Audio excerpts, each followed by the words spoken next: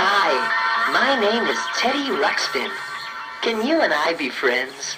I really enjoy talking to people. I would like you to meet some of my other friends, too. We're going to have lots of good times together. Now, listen to this sound. That sound reminds you to open the book to page 1. Each time you hear that sound again, you turn a page, okay? There's a picture of Grubby. He's been a good friend of mine for a long time. Say hello to our new friend, Grubby. Oh, hi there. How are you? Remember, turn the page. Hey, Grubby, do you remember this song? Yeah, I sure do. Your friend is what I'd like to be. Your friend, 'cause I like you. Do you like me? My friend, I'd like for you to be.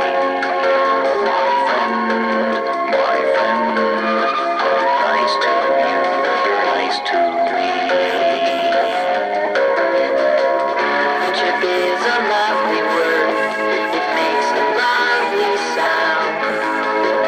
Friends are people that you like and like to be around. Your friend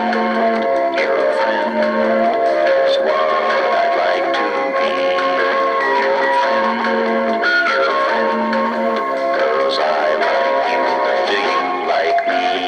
Of course, Grubby. My friend, I'd like for you to be. My friend, that's you, my friend. I'm nice to you, you're nice to me.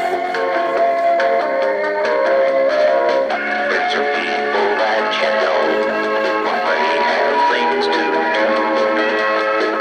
Friends are there to lend a hand when there are things that you must do. That's what friends are for. Your friend Is what I'd like to be. Your friend, 'cause I like you. Do you like me? My friend, I'd like to be.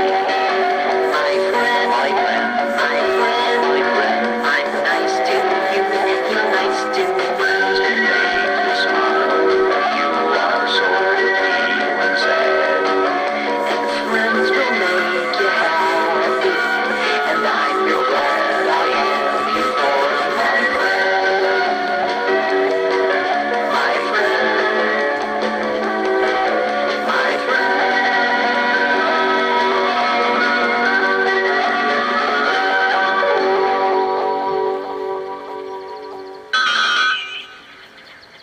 Grubby and I had always wanted to go in search of new and wonderful things. Then, one day, we found an old treasure map. The treasure was supposed to be hidden in the far-off land of Grundo. And so we left our homeland of Relonia and set out on our great adventure.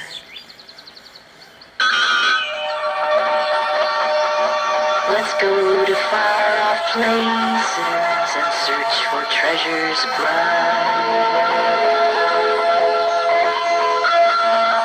Grundo was a long way from Relonia, and after walking for many days, it didn't seem like we had made much progress.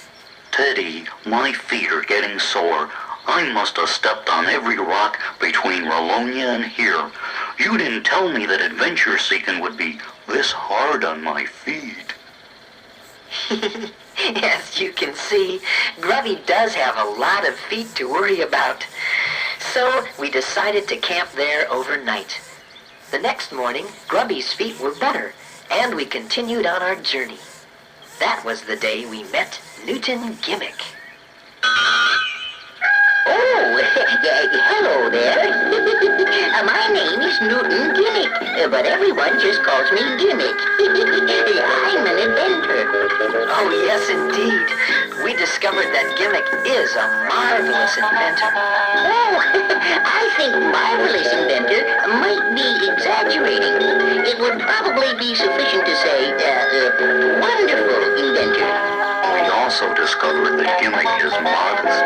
We told Gimmick that we were on a journey to find a treasure.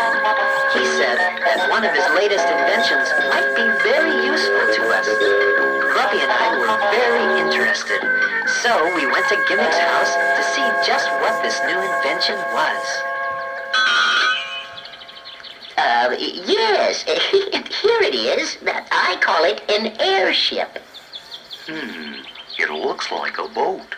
Oh, well, as a matter of fact, it did start out to be a boat, but then I realized that I'm not very close to water. No, you're not very close to water. Yeah, it would be kinda good for a boat to be close to water. Precisely. That was my exact conclusion. But then the idea hit me. If a boat could float on water, it could also float on air. If the air is hot, that is.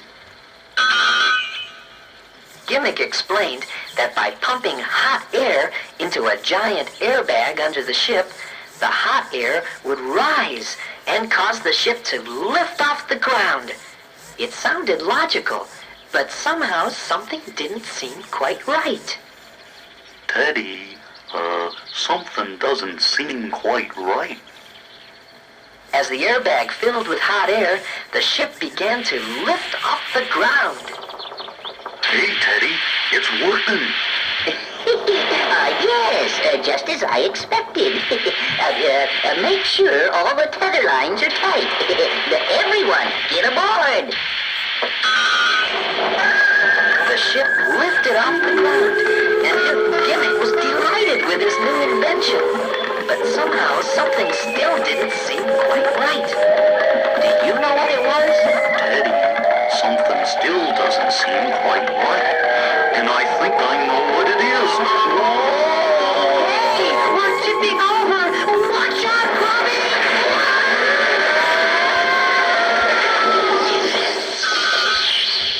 The airship had turned upside down and crashed. Apparently, something wasn't quite right. Oh, really? Maybe it was the hot airbag trying to get out from under the ship? Yes, Grubby. That may be it. What Grubby said was correct. By any chance, did you expect what would happen? We discovered that the hot air should pull the ship up into the sky, not push it, which meant the ship would have to be suspended by ropes from the airbag. Indeed, Teddy.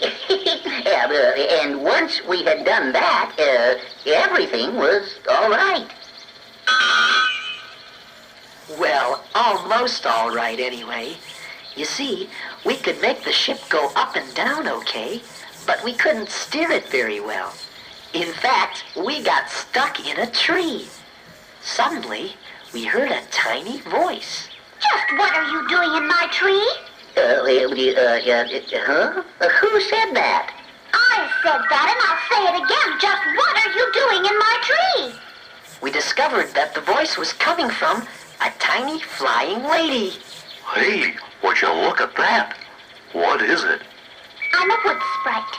Oh, no. There is no such thing as a wood sprite. Oh, no? And I suppose there's no such thing as a big bag of air stuck in my tree. But there it is, big as life. She was a real wood sprite, no bigger than a bird, and very pretty. Well, how about moving this Oh. Do you really think I'm pretty? Oh, yes, I certainly do. Oh, aren't you sweet? And who are you? Well, I'm Teddy Ruxpin, and this is Grubby, and this is Newton Gimmick. How do you do? How do you do? How do you do? My name is Leona. I'm pleased to meet you, and I'm sorry if we damaged your tree. Oh, that's all right. Is there anything I can do to help? Well, I'm not sure. You do understand the simple basics of aerodynamics, don't you? Huh? Leona showed us how to get down out of the tree. Then she gave us some ideas about steering the airship. Now, in order for your airship to move in any given direction, you must apply a force in the opposite direction, such as this large, manually driven propeller. Then you will have to know something about the effect of wind and various aspects of navigation. It's very simple. Well, it all sounded very confusing at first, but Leona had been flying all of her life and knew just what we should do to make the airship work.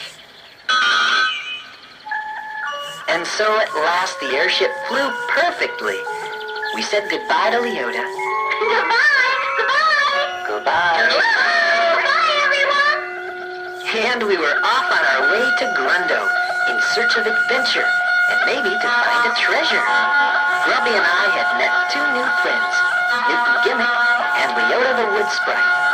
And I think we started to learn that it probably wouldn't matter too much if we ever found the treasure or not. The important thing would be the people we would meet and the things we would discover along the way. Come and discover the world with me. There are lots of people we can meet, lots of things to see. So come and discover the world with me. Like What makes the leaves in autumn fall? what irritates a honeybee, Why are some people 6 feet tall? and others only 3. What makes the snow in winter fall? How does a sheepdog see? How come my favorite rubber ball can bounce into a tree? And sometimes when I trip and fall, why does the ground jump up at me? Huh, I never thought about that. Come and discover the world with me. There are lots of people we can meet, lots of things to see. So come and discover the world with me. Huh, do you think that a snowflake knows just what shape it's gonna be? Now do you think a duck has toes? Why does a dog have fleas? Why are there feathers on my nose? What causes me to sneeze? Where does a balloon go when you set it free? And overnight a mushroom grows, but it takes years to grow a tree. Huh, Don't ask me. okay, come and discover